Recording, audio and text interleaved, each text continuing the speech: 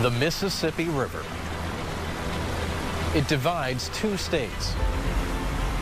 We live by it, and we play by it. But in just a few short days, things changed forever.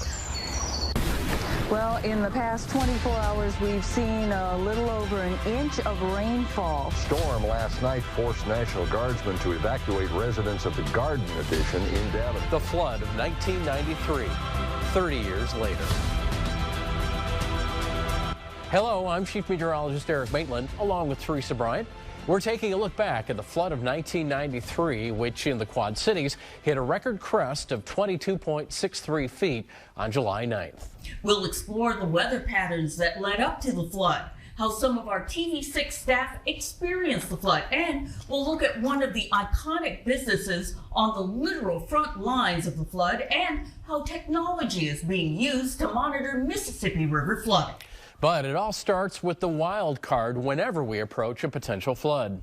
Let's explore the weather patterns that led to the Great Mississippi River flood of 1993. Well, if you're around the Quad Cities back in 1993, of course, you remember the Great Flood of 1993. How could you not remember it with the major impacts just outside our back door, right along the Mississippi River? Of course, the Great Flood of 1993 was greater than just in the Quad Cities. It affected portions of 9 states and 2 major American rivers, the Mississippi, the Missouri, and all of their major tributaries. Here's how things got their start back on the Missouri and Mississippi Basin in late 1992. Throughout the fall, there was a lot of heavy rain, some record rainfall levels, followed by heavy snow in the winter of 92-93. That resulted in soil moisture above average and reservoir levels above average. And then, of course, that was followed by the persistent and sometimes heavy rain that came during the spring and summer of 1993. Some of the effects of that heavy rain in Des Moines, the Des Moines and Raccoon River flooding, affected the water supply. You might have remembered that news video of people walking around town with their big plastic water jugs trying to find potable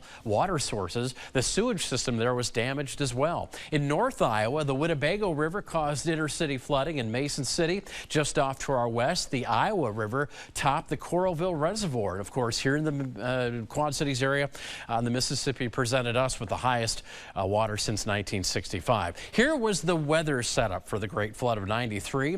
We had lingering cool air to the north and west, full of very showery conditions.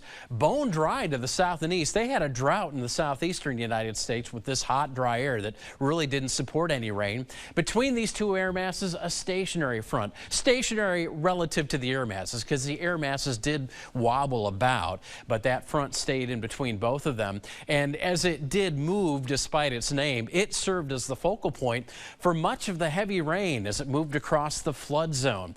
As a matter of fact, not only did we get the long-term rains out of that, but we also had thunderstorms along the way, which contributed with flash flooding. Now, from April 1st to August 31st, some areas that received normally 30 to 36 inches of rain got up to 48 inches of rain.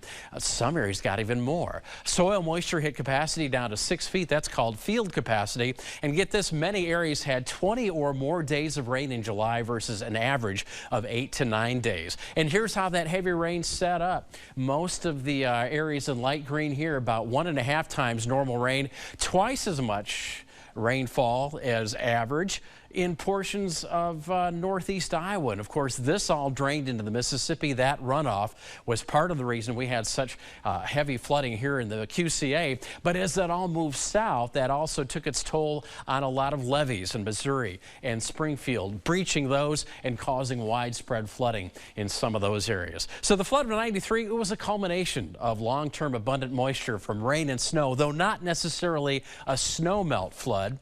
And the flood of 93 also showed that summer flooding due to heavy rain could be repeated if all of those early factors come into play again.